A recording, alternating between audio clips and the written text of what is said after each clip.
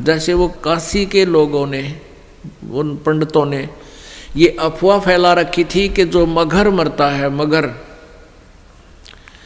मगर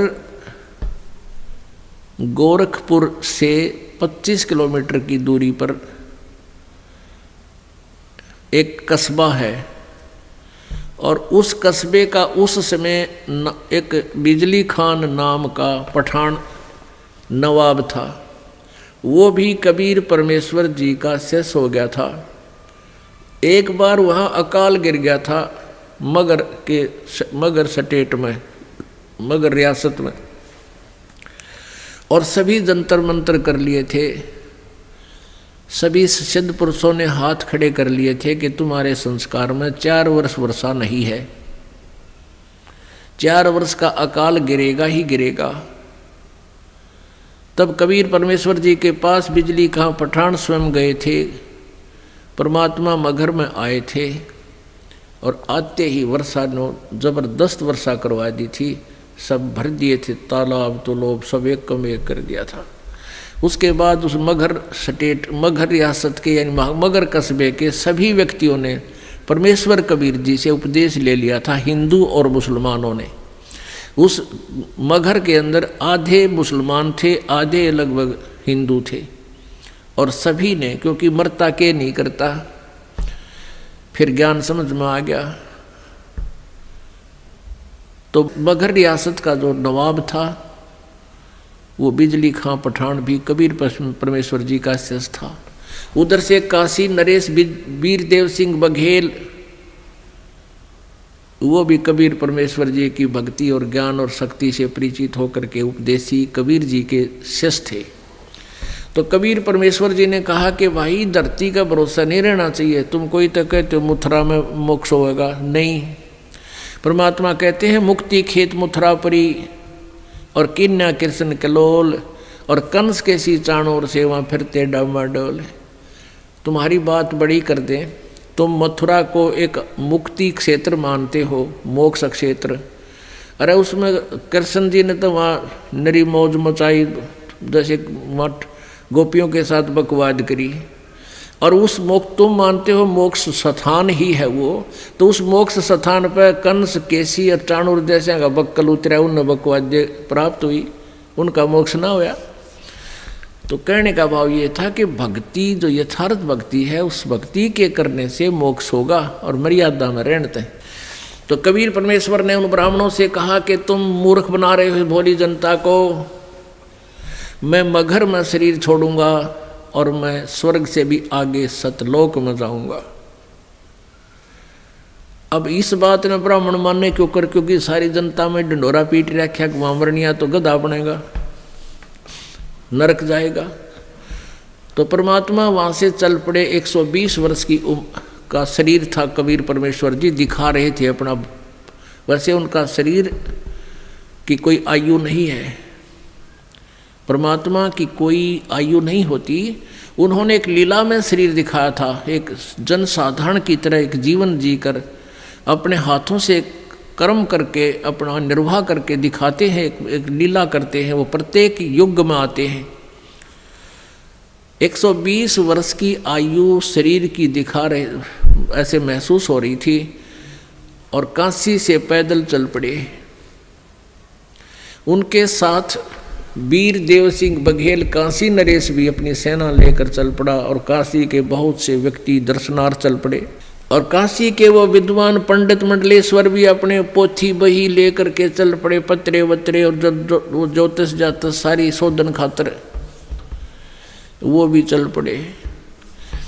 वीरदेव सिंह बघेल सेना इसलिए लेकर चला था कि मैं गुरुदेव जी के शरीर को यहाँ लाऊंगा जब ये शरीर छोड़ देंगे, और हिंदू रीति से इनका अंतिम संस्कार करेंगे। हम मुसलमानों के हाथ अपने गुरु जी के शव को नहीं जाने देंगे।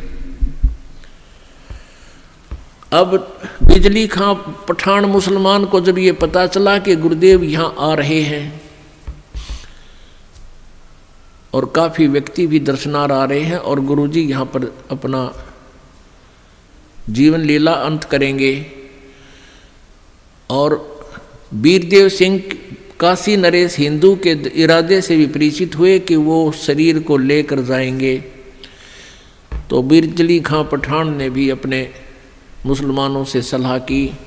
तो मुसलमानों ने कहा कि हम अपने गुरुदेव के, अपने पीर के शरीर को हिंदुओं को नहीं देंगे, हम मुसलमान रीति से अंतिम संस्कार करेंगे, और यदि ये नहीं मानेंगे तो आपस में युद्ध भी करके प्राप्त करेंगे। जब परमेश्वर कबीर जी वहाँ पहुँचे तीसरे दिन पैदल चल के, क्योंकि बनारस से, काशी से मगहर लगभग 200 किलोमीटर के आसपास है। तो बिजली खां पठान से ने प्रणाम किया, कहा गुरुदेव। परमात्मा ने अपना कारण बताया वहाँ पहुँचने का, और कहा कि बिजली खां मैं स्नान करूँगा, पानी की व्यवस्था, जल की व्यवस्था करो। बिजली खां पठान ने कहा गुरुदेव जल ला रखा आपके लिए, शुद्ध जल स्नान के लिए। परमेश्वर ने कहा कि कबीर जी ने कहा कि मैं बहते पानी में, दरिया में स्नान करूँगा। अब बिजली खां पठान ने कहा कि यहाँ एक दरिया बहती थी, आमी नदी, लेकिन वो भगवान शंकर ने श्राप दे रखा है, उसका पानी खत्म हो गया, वह सूखी पड़ी है। परमेश्वर जी ने कहा कि चलो दिखाओ मुझे कहाँ है वो आमी नदी। जहाँ परमेश्वर खड़े थे वहाँ थोड़ी सी दूरी पर, 2-3 एकड़ के दूरी पर, 600 फुट की दूरी पर वो दरिया सूखी पड़ी थी। परमात्मा ने वहाँ खड़ा होकर साथ में हजारों की संख्या में दर्शक, और परमेश्वर ने ऐसे किया था हाथ से संकेत, जैसे ये ट्रैफिक का सिपाही करा करे, ऐसे कर दिया।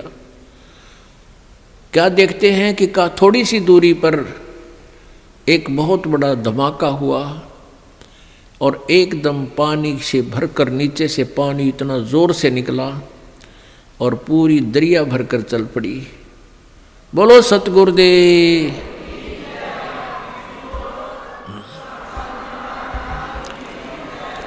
बंदी छोड़ कबीर परमेश्वर जी की जय। सबने स्नान किया, जलपान किया, स्नान किया, जल पिया। फिर परमेश्वर जी ने कहा कि भाई 1-2 चादर लाओ, एक नीचे बिछाऊंगा, एक ऊपर ओढ़ कर लेटूंगा। फिर परमेश्वर ने पूछा कि भाई बिजली खां पठान तुम सेना किस लिए लाए हो, वीरदेव सिंह बघेल तुम सेना किस लिए लाए हो। दोनों ने नीचे गर्दन कर ली, सामने सामने खड़े थे। दूसरे हिंदू और मुसलमान कहने लगे, हिंदू कहने लगे कि हम आप जी के शरीर को इन मुसलमान काफरों के हाथ नहीं लगने देंगे, हम आपके शरीर का अंतिम संस्कार हिंदू रीति से करेंगे। मुसलमान कहने लगे हम इन हिंदू काफरों के हाथ आपका शरीर नहीं लगने देंगे, हम आपके शरीर का अंतिम संस्कार अपने हिसाब से करेंगे, और यदि ऐसा नहीं हुआ तो हम युद्ध करके शरीर प्राप्त करेंगे। अब परमेश्वर ने कहा रे बोले आदमियों, निकम्यों, 120 वर्ष हो गए मैंने तुम्हें शिक्षा देते ने, आज तक तुम मेरे शिक्षाओं का इतना ही पालन कर पाए हो। आज भी तुम हिंदू और मुसलमान 2 बने खड़े हो। खबरदार दे तुमने झगड़ा किया तो मेरे से बुरा नहीं होगा। और सुन लो, इसके अंदर मेरा शरीर नहीं मिलेगा तुम्हें, लेकिन यह इज्जत ना थी उनके।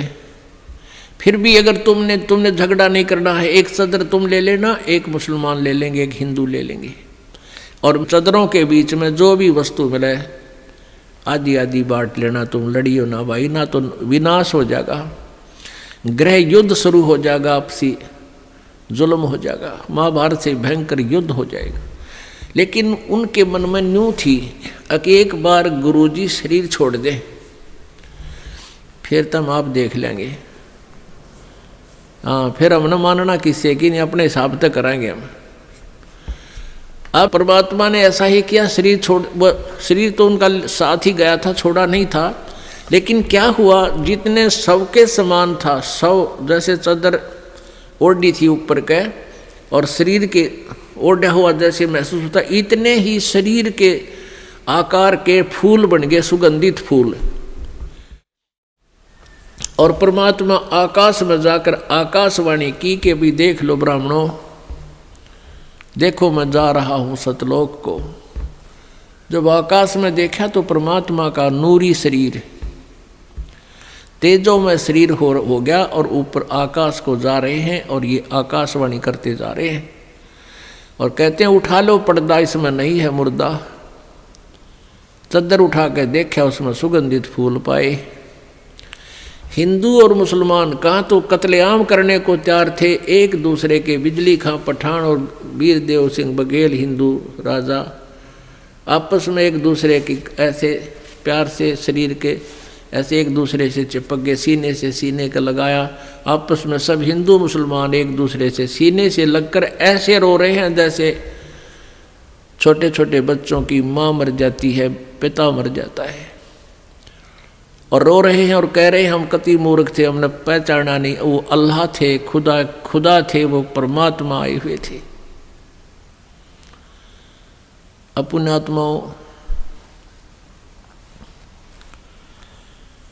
हमने परमेश्वर को पहचाना नहीं। इतनी लीलाएं प्रभु करके गए। आज भी मगर स्थान पर हिंदुओं ने अपनी अलग से यादगार बना रखी है, एक चद्दर और आधे वो सुगंधित फूल लेकर। और मुसलमानों ने अपनी अलग बना रखी है, एक चद्दर और आधे फूल लेकर। आज भी ये दास उसको, आज भी विद्वान है ये दास, बहुत बार उसको देख कर आया है। और हमने वो फोटो खींच कर लाए थे उनके, दोनों अलग अलग बने हुए हैं। 3 बार ये दास भी संगत को साथ ले जाकर दिखा कर लाए, प्रमाण करने के लिए कि हम सुना करते हैं वो सच्चाई है। तो पुण्यात्माओं, उन्हीं में से कुछ फूल अकेले ला करके बनारस में, काशी में भी एक चौरा बना दिया बिजली खां पठान ने। और वहाँ दोनों यादगार अलग अलग हिंदू और मुसलमानों की आज भी हैं और उनका कोई आपस में मनमुटाव नहीं है। वो अपने हिसाब से कर रहे हैं, वो अपने हिसाब से कर रहे हैं। कति बीच में दीवार भी नहीं है, एक ग्रिल ला रखी है बीच में पार्टीशन के लिए, जैसे ये ग्रिल लगी हुई न। और आपस में बीच में एक सामूहिक गेट भी है। दर्शक जाते हैं, दोनों को देख कर आते हैं।